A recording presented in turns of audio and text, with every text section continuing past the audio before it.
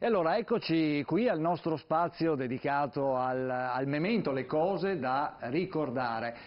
Sono veramente tante, anche questa settimana abbiamo parecchie cose da, come dire, da segnalare. Allora, Ermanno, anche quest'oggi torniamo a parlare di banche.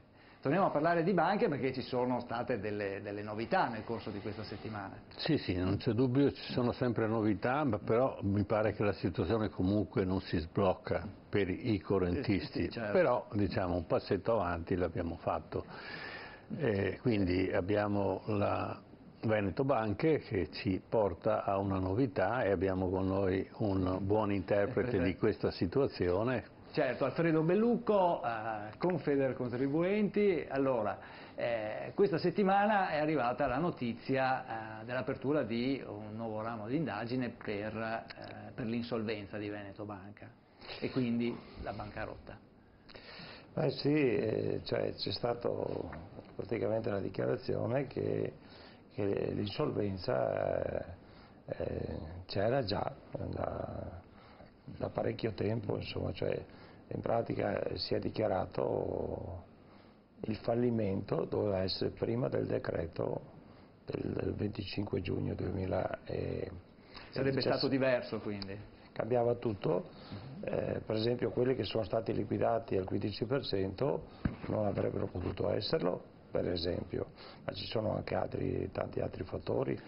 Spieghiamo per i telespettatori, sono stati quei risparmiatori che hanno accettato la transazione omnibus tombale, nel senso che non avevano più nessuna possibilità di rivalersi nei confronti di nessuno e firmavano la cessione dei loro diritti passati, presenti e futuri di rivalersi nei confronti di chi che sia. E se le cose fossero andate come avrebbero dovuto andare, cioè nell'autunno-inverno del 2016, non si sarebbe potuto neanche avere questo tipo di ristoro, diciamo così, anche misero ristoro. Però la cosa che corrispondeva a questo ristoro? Corrispondeva al 15% del valore del denaro perso nella banca, di quello che era stato investito. Se uno aveva investito 100.000 euro portava a casa 15.000, ha portato a casa chi ha accettato e sono stati anche abbastanza soci, perché mi pare che fossero 90.000 tra Veneto Banca e Popolare Vicenza. Comunque stiamo parlando sempre dell'ordine di pochi centinaia di milioni di euro rispetto a quelle che erano state la ventina di miliardi di euro che erano stati rubati attraverso il meccanismo più o meno truffaldino e anche estorsivo in certi casi, quando veniva chiesto l'obbligo di acquistare le azioni a fronte di un'erogazione di un credito, che quella era sicuramente una violenza nei confronti di chi aveva bisogno di un credito. E qui poi c'è anche proprio la questione, si chiamano i cosiddetti finanziamenti baciati, che adesso se ne deve parlare per forza, perché circa 112.000 tra famiglie e aziende hanno di questi problemi, ma ce ne sono anche molti altri che sono ancora in bonis, cosiddetti in bonis, con la Banca Intesa San Paolo. E qui c'è il problema, perché quelli che non hanno più la capacità di pagare vengono messi i cosiddetti in sconfinamento dal 20 al 24%. Quindi quelli che avevano, faccio un esempio per far capire. Così anche a casa. Allora, se uno aveva 100.000 euro di finanziamento e 100.000 euro di azioni, nel momento stesso che le azioni non valgono più niente, vanno a zero, i 100.000 euro, se la persona o l'azienda non è in grado di ricapitalizzare e quindi rigarantire il prestito, vanno in sofferenza, in sconfinato. Ecco, lo sconfinato, qualcuno non lo sa, ma legalmente in Italia si può applicare dal 22 al 24% di interesse. Ora, il problema è anche un altro, perché qui si parla di usura. Molti non sanno che non esiste solo l'usura per superamento del cosiddetto tasso soglia, esiste l'usura per concreto, per averla concretamente applicata, cioè si dice usura in concreto quando nella media delle operazioni similari non si supera quel tasso medio, ecco. E quindi molti, magari le banche, credono che rimanendo dentro il tasso massimo previsto dalla legge non ci sia usura, invece c'è l'usura anche se è inferiore. Comunque è un tasto molto tecnico da toccare, sì. però noi vi possiamo già dire che circa l'80% dei rapporti bancari, anche di quelli di Veneto Banca Popolare di Vicenza e specialmente di piccoli e piccolissimi importi, non solo di Banca Popolare di Vicenza e Veneto Banca, sono in contestazione. Noi abbiamo beccato addirittura... Ho capito, però adesso in questo momento Sì, l'usura abbiamo capito che cos'è. Ai telespettatori interessa sapere qual è l'esito da questa dichiarazione di solvenza della banca. Qual è il passaggio successivo? Il passaggio successivo è che praticamente si torna a zero, qui ci sarà un gran lavoro da parte degli avocoltoi, perché io li chiamo avocoltoi. Cioè a zero vuol dire che la gente che ha preso il 15% deve restituirlo. No, non è detto, questo è ancora un passaggio che non si sa, anzi è probabile che non sia, perché molta gente li ha presi proprio per sussistenza fisica, cioè se Ma uno aveva... non è una giustificazione giuridica, cioè se la banca fallisce, quindi c'è una revocatoria Certo di, che c'è di tutti i pagamenti non dovuti secondo la prassi, quindi tutto va accumulato, il debito va ripristinato, chi è stato pagato in maniera difforme perché era già in stato fallimentare la banca deve restituire i soldi e poi ci sarà il curatore fallimentare che cercherà di recuperare tutto il possibile e a questo punto ci sarà un dividendo per tutti quei creditori, la massa creditrice, giusto? Certo, ma il problema è che... Quindi chi ha ricevuto poco deve anche restituirlo. Sì, dovrebbe essere così, perché io sono certo che interviene il governo, perché assolutamente, allora altrimenti si rischia... La legge è questa, poi vedremo certo, se ci sarà un governo, perché di gente che ha promesso, politici che hanno promesso, fino adesso si sono sprecati. No, ma certo. Ma il problema non sono le promesse, il problema è la realtà. Ma certo. Attenzione, questa banca che fine ha fatto? La banca è fallita? No. Va bene, chi l'ha incorporati i debiti perché il curatore avrà possibilità di riprendere i debiti e quindi di recuperare direttamente i soldi e poi direttamente ripartirà presso gli azionisti che sono stati truffati. Sono gli ultimi quelli. Allora, quando c'è stato il passaggio con il decreto 99, io lo chiamo in tutte le maniere questo decreto, lo chiamo criminale, infame, lo chiamo in tutte le maniere perché non era... Sì, ma il problema non è gli aggettivi, il problema vogliamo spiegare. Era un decreto che non doveva farsi, perché praticamente il cerino è rimasto in mano solo ai risparmiatori. Cosa diceva il decreto a cui diceva che dovevano essere scissi i crediti buoni dai crediti cosiddetti cattivi, gli NPL per capirci, i crediti deteriorati marci.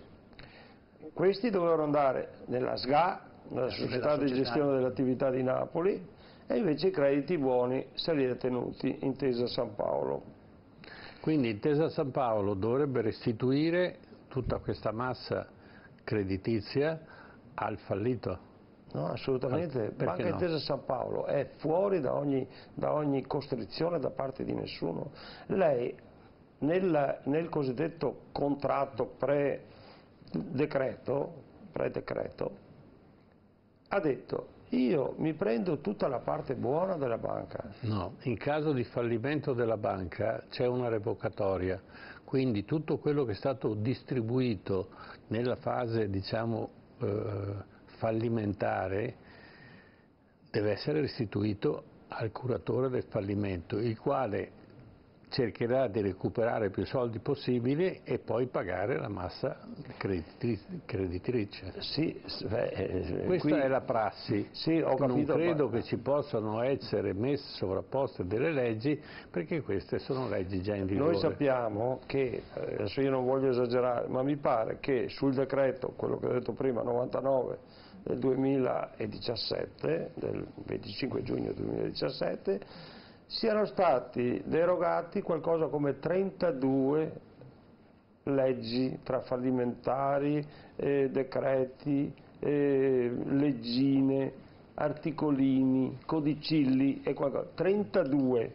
Quindi le deroghe nel decreto ci sono. Qui si tratta poi di stabilire quello che hai detto tu, che se devono essere revocati, perché se devono essere revocati, qui ci sono 200.000 aziende che sono state sorrette da questa operazione, ci sono 25.000 aziende che sono nella SGA SPA, ci sono in totale 112.000 crediti da riscuotere con le cattive, perché certo. ci sono gli immobili che garantiscono questi crediti che verranno portati via se vengono ceduti a dei fondi che non guardano in faccia a nessuno.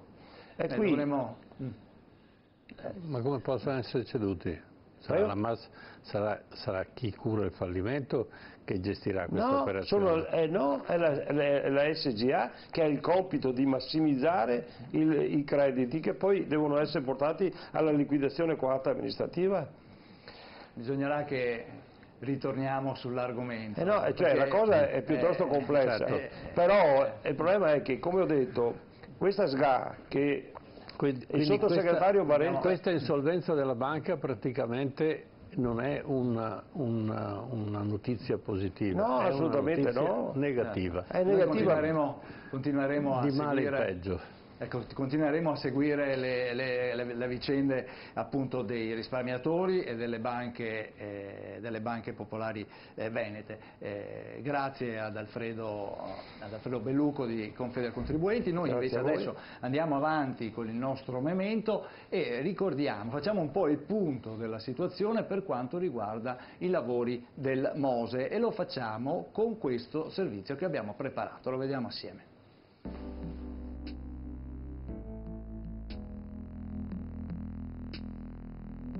Motore in avaria e braccio d'appoggio al fondale che non aveva retto. Aveva esordito così alla sua prima uscita nel 2014 il Jack-Up, lo speciale mezzo navale attrezzato per rimuovere e trasportare le paratoie del Mose per le attività di manutenzione. Rimasto fermo per alcuni anni all'Arsenale, è stato portato a Ravenna e riparato con una spesa di 8 milioni e mezzo di euro e in questi giorni è tornato a muoversi in laguna per delle prove tecniche. Ideato dalla Tecnital, azienda veronese del gruppo Mazzi, progettista del Mose, e costruito dalla Mantovani, era costato 50 milioni di euro. Avrebbe dovuto esserci anche un gemello, ma alla luce degli scandali, dei costi e dei problemi che si sono manifestati ancora prima di entrare in azione, i commissari hanno pensato bene di archiviare la cosa. Il suo lavoro, in questi anni, è stato svolto da un mezzo analogo preso a noleggio. La sagoma gialla del Jack-Up in questi giorni si è vista alla bocca di porto del Lido per dei test di sollevamento e posizionamento.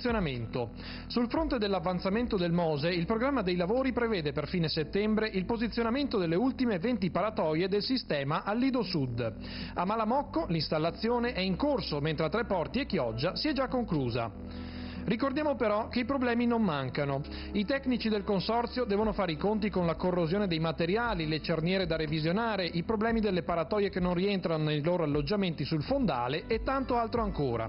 Insomma, poche gioie e tanti dolori per un'opera che, se sarà finita e sempre ammesso che funzioni, costerà tra gli 80 e i 100 milioni di euro all'anno solo di manutenzione. Un problema che ora è nelle mani del nuovo governo.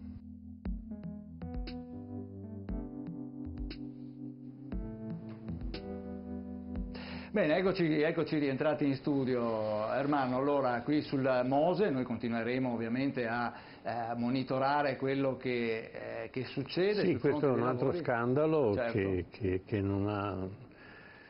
che continua a diciamo, imperversare sulla laguna di Venezia è una cosa assurda che una chiatta di questa portata abbia dei costi così elevati, ma soprattutto che a distanza di pochi anni e comunque non essendo ancora entrata in funzione, certo. già ha avuto danni per circa 8 milioni di euro, pari certo, a 16 miliardi delle vecchie lire. Certo, certo. Ora noi continueremo a tenere monitorato e a informare i telespettatori anche di quelli che sono i problemi di questa grande opera che dovrebbe salvare Venezia dalle acque alte, ma il condizionale è d'obbligo e molti hanno il punto interrogativo ovviamente sul suo futuro. Invece adesso parliamo della candidatura di Cortina d'Ampezzo per alle Olimpiadi invernali del 2026. Abbiamo in collegamento telefonico in diretta il sindaco di Cortina, Gianpietro Ghedina. Buonasera sindaco, ci sente? Sì, la sento, buonasera. Buonasera A lei e buonasera ai suoi grazie, ospiti. allora, grazie della disponibilità innanzitutto. Allora, su questa candidatura siamo addirittura d'arrivo, possiamo aggiornare i telespettatori a che punto siamo? Sì, c'è stata una riunione tecnica la scorsa settimana a Venezia con il governatore Zaia.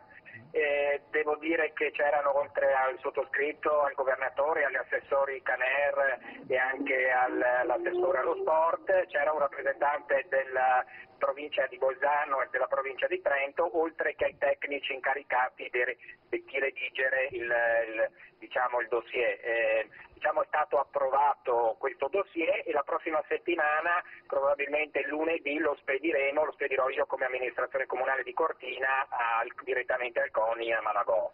Ecco, senta, questo dossier cosa contiene allora? Possiamo innanzitutto magari spiegare brevemente, velocemente, come vengono, distribuite le discipline? Beh, innanzitutto devo dire che la nostra candidatura, la candidatura di Cortina Dolomiti UNESCO Veneto, è una candidatura veramente molto molto valida. Io credo che veramente abbia le caratteristiche per ben figurare nel momento in cui dovesse essere Cortina Veneto come candidata, a rappresentare la nazione, cioè l'Italia. All'interno ovviamente di questo dossier, che è un dossier in questa fase ancora abbastanza generico, vi è innanzitutto descritto le motivazioni per cui Cortina Dolomiti intendono portare nelle nostre zone questo grande evento. E devo dire che noi ci proponiamo innanzitutto perché abbiamo una serie di infrastrutture già sul nostro territorio e questo sicuramente credo che sia il nostro punto più qualificante, e soprattutto per il fatto che siamo comunque una candidatura alpina. Noi viviamo di neve, di ghiaccio, di sport tutto l'anno e quindi ci contrapponiamo a due città metropolitane quali sono appunto Torino e Milano, che successivamente alle Olimpiadi vedrebbero nelle infrastrutture create solamente probabilmente delle opere che avrebbero una situazione di dismissione, come è già accaduto peraltro con le Olimpiadi di Torino del 2006. Quindi queste sono un po' le premesse. Per quanto riguarda poi i contenuti, si è appunto indicato il numero di discipline, che sono circa una quindicina a livello di Olimpiadi invernali, che verrebbero appunto disputate nei vari territori, in particolar modo distribuite tra Cortina, la provincia di Trento e la provincia di Bolzano. Nello specifico su Cortina verrebbero disputate 7 discipline, ovviamente le discipline alpine, di sci alpino, visto che abbiamo comunque i mondiali di Cortina 2021, certo. Quindi le infrastrutture sono già tutte pronte, sarebbero già tutte pronte per quella data. Ovviamente pensiamo alla pista di bob che verrebbe appunto rimessa a nuovo, quindi con il bob, lo skeleton e lo slittino, il curling piuttosto che appunto lo snowboard. Ovviamente anche la cerimonia di apertura, perché ovviamente come città ospitante sarebbe questa che sarebbe ospitata ovviamente nella nostra cittadina. Ecco. Questo sono un po' i concetti base. Ecco, senta signor Sindaco, un'ultima cosa, nel dossier viene ipotizzata anche quello che può essere l'investimento, quindi la spesa da sostenere, oppure è ancora prematuro? Diciamo che c'è anche un conto economico, quindi in realtà vi sono indicate le cifre. Io un po' per rispetto anche verso il CONI e anche in qualche modo anche per mettere in sicurezza il nostro dossier rispetto alle nostre rivali Milano e Torino, in questo momento non mi sento appunto di indicare le cifre, devo dire che sono comunque cifre molto più basse rispetto alle Olimpiadi sicuramente di Torino o le ultime Olimpiadi, visto che comunque noi abbiamo tutte o la maggior parte delle infrastrutture, parliamo di un 70-80% già in sicurezza, e quindi sarebbe sicuramente anche da questo punto di vista un'Olimpiadi più ecosostenibile e finanziariamente economicamente molto ridimensionata. Benissimo Sindaco, io la ringrazio, non diciamo niente per scaramanzia, aspettiamo certo.